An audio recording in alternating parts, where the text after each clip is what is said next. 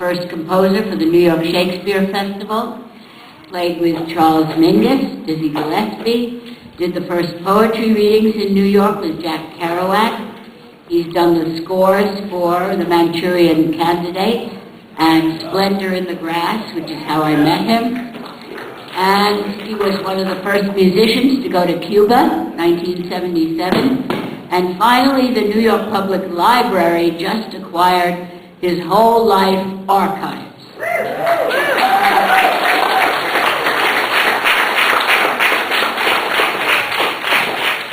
He's composed symphonies and jazz sonatas and everything else, and Pull My Daisy, and he's just David Amram.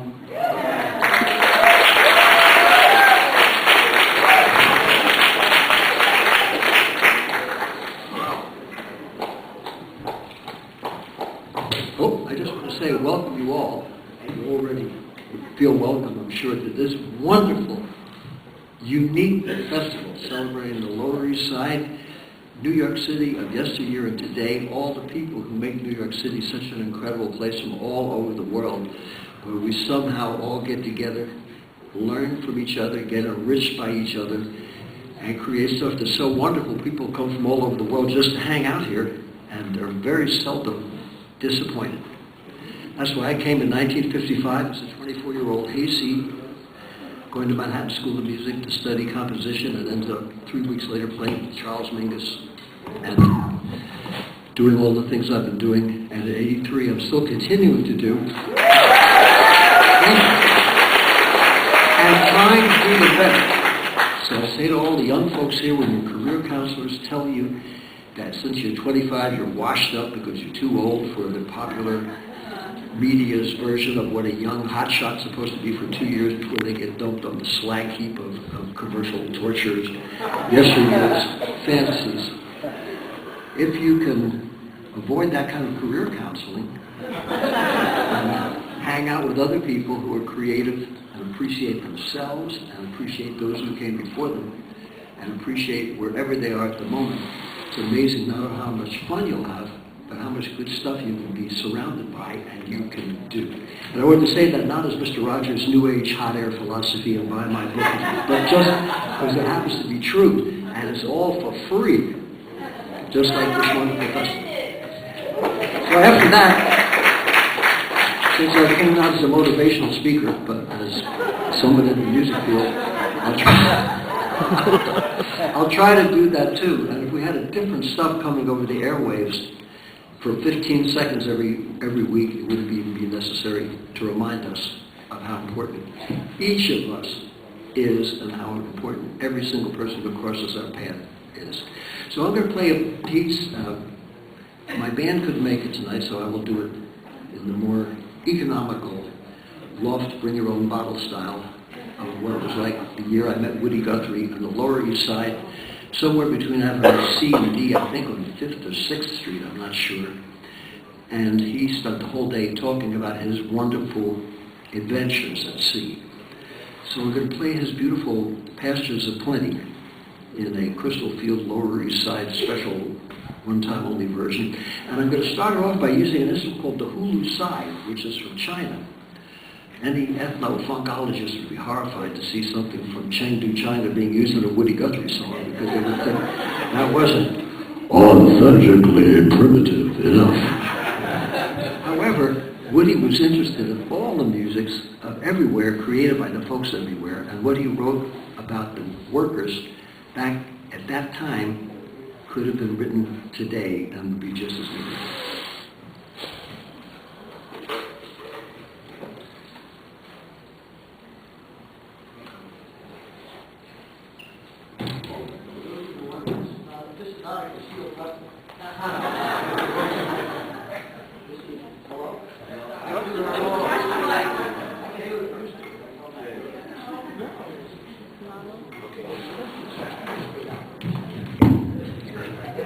Oh, okay. Thank you, my man. As I was mumbling before. Oh, okay, beautiful. That's great. Thank you. This is called a Hulu Sai. It's and it gets such a great sound. Kind of reminds me of what it must have been like for everybody working out in those fields when Woody hit the road from Okima, Oklahoma, and on his way to New York worked in the fields with the folks from Mexico. Para todos mis amigos que aprecian la música mexicana, pastures of life.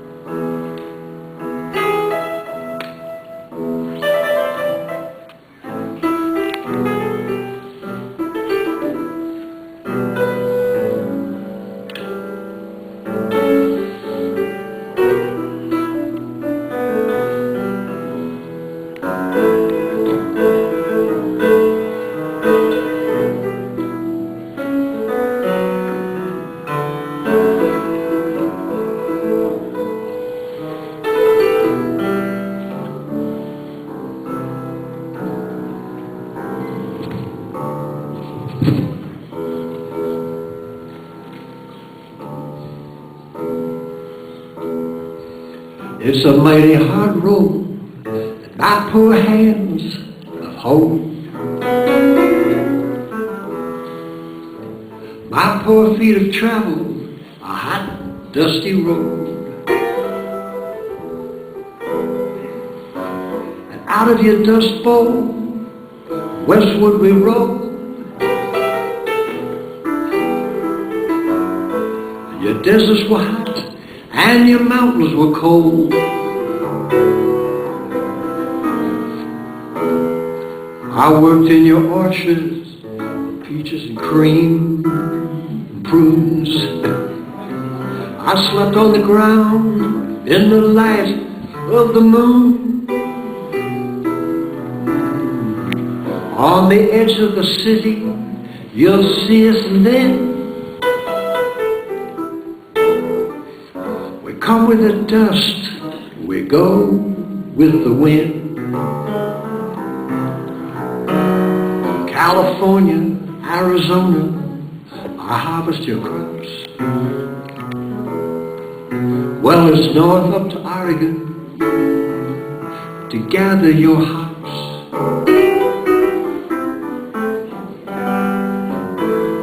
Dig the beets from your ground, cut the grapes from your vine. Just sit on the table with your light sparkling wine. Green pastures aplenty from the dry desert ground. From the Grand Coulee Dam where the waters run down. Every state in the Union, us migrants up there. We'll work in this fight and we'll fight until we win.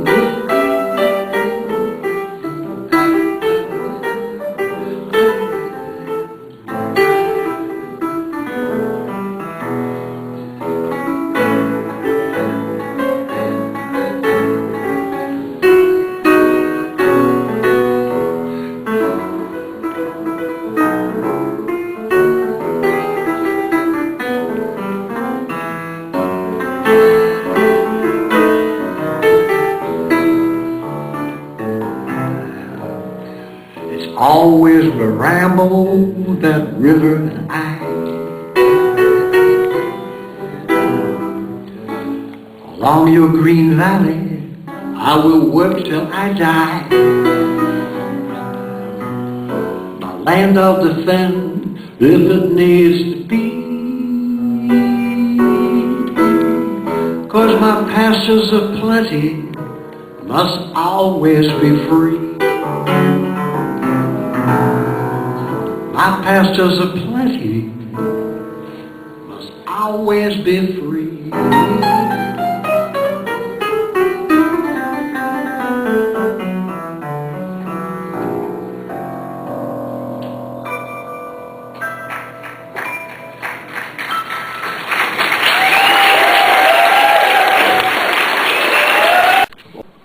Round dance melody.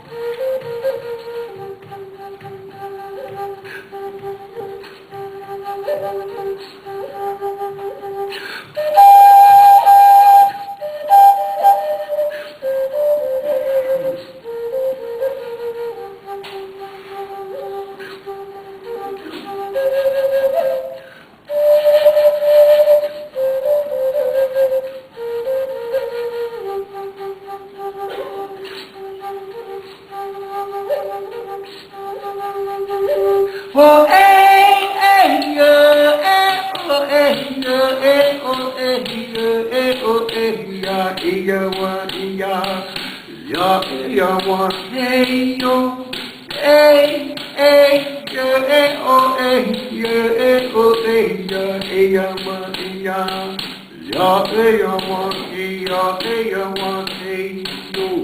Hey, hey, yeah, oh, hey, yeah, oh, hey, yeah, oh, hey, yeah, hey, oh, hey, hey, yeah, oh, hey, yeah,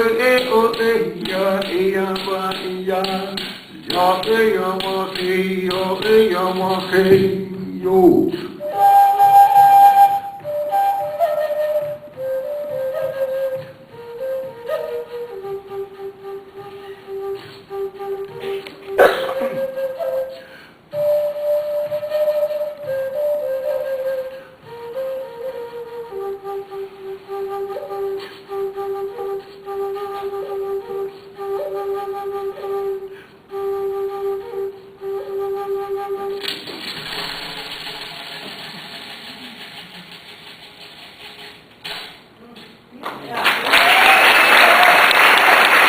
As bad as bombing another country. You can't afford it.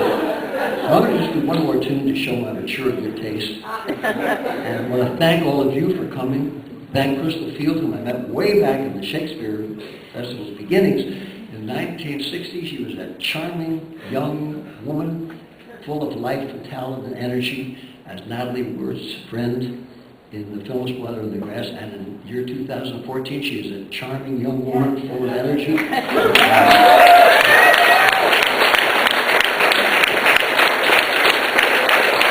And making this the most amazing festival, I feel honored and grateful that I can come back.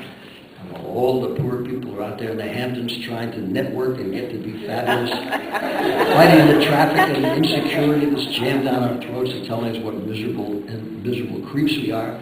We can all be here right in the sanctified, good old Lower East Side and have a thing like this for free. And the rest of the year have great theater, great poetry, great music, and great stuff in the community, done in the place where the artists often live in the community. That's the way most places in the history of civilization have functioned. So what Crystal's doing is not unusual, bizarre, whacked out, or alternative. It's just common sense and good practice. And in a crazy society, that's no reason not to do something sane.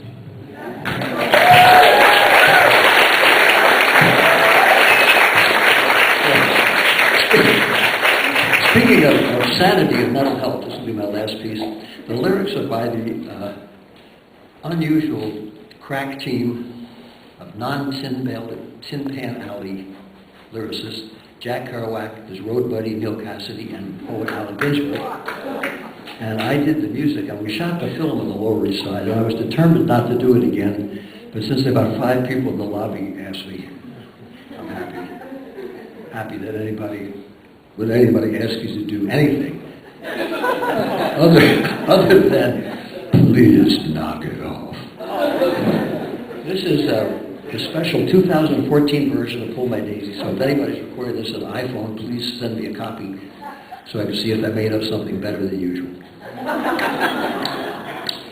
Well, here we are in the year 2014, back at the Crystal Palace again. This is the real Crystal Palace, not the one in St. Louis, but the one for which we can all say Amen. It's right here on First Avenue in the corner of 9th Street, the place where souls get together. And every time Crystal has her festival of the Lower East Side, it brings on much better spiritual weather. So for all of you who want to be poets, painters, singers, dancers, actors, well, we all are anyway, this is the place to come to celebrate your natural gifts. And when you go and stay at another person's place who might discourage you from dreaming and says their scheming is the hipper way to go, just remind them of what you saw and what you felt at each and every Crystal Field show. Because Crystal really knows how to put these things on and show the whole community that it's shine, and that we could do something much better than sit at home watching CNN and wanting just to whine. We can get out and be creative ourselves and turn off television and even YouTube as well, and find out that music is really something that you don't have to buy or sell, because we're all born with that gift from the moment we come out and start screaming and singing our first song.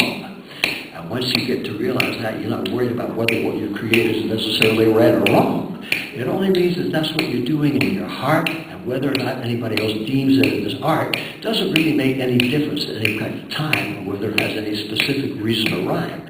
Now, people who rhyme compulsively like this are usually taken far away. Because they say, this cat's obviously got a mental problem, and there's only one possible way to stay away from that affliction, to get a condition where he can get help somehow. And then they take you up to my old neighborhood's place, which is now, I think, turned into a cow palace of Starbucks or something like that, because the city thought it was too expensive to help people out. But that's what urban renewal and positive thinking is supposed to be about. The real estate people come in and demolish everything in history in order to make a quicker buck. And then when you say, well, my gosh, we don't want to live here anymore, they say, well, that's tough luck. But it's not tough luck here, because Crystal's created a little oasis for all of us. So if we want to get some beautiful soulful entertainment, we don't have to go and take a bus. We can stay right here in the neighborhood like we should and enjoy it each and every day. Because that's the theater of the new city's own specific, unique way. Now, you might think, good Lord, is this guy going to ever sing this song? He must be certified crazy. Well, I can only say that's the brief, mature introduction to the good old song, Pull My Daisy.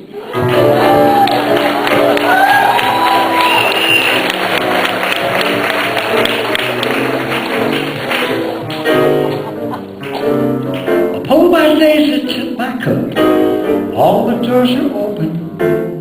Hop my heart for coconuts, all my drawers are open. Hop my heart song, harp my light, sorrows hold me steady. Hit my angel, harp my light, lay it on the needy. Hop my heart song, harp my light, sorrows hold me steady. Hit my angel, harp my light, lay it on the needy. Well, when Jack, Neil, and Alan wrote the song way back in 1959, we never thought down the Lower East Side we'd be here again, feeling so fine. Such a treat to be here with all of you. I'll tell you what I'm gonna do. We have an idea for which I can say. Couldn't have it any other way. We're gonna let the young piano player play. Now, so please take it away.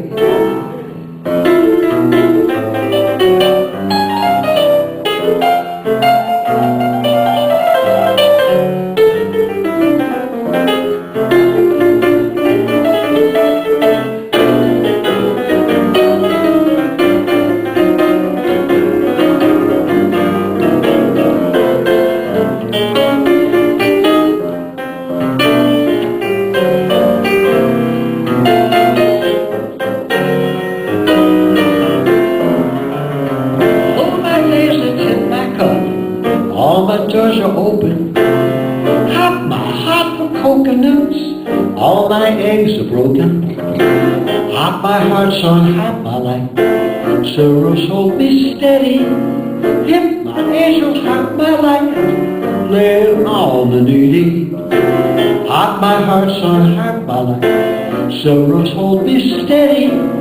If my angels hurt my life, lay, yeah, yeah, yeah,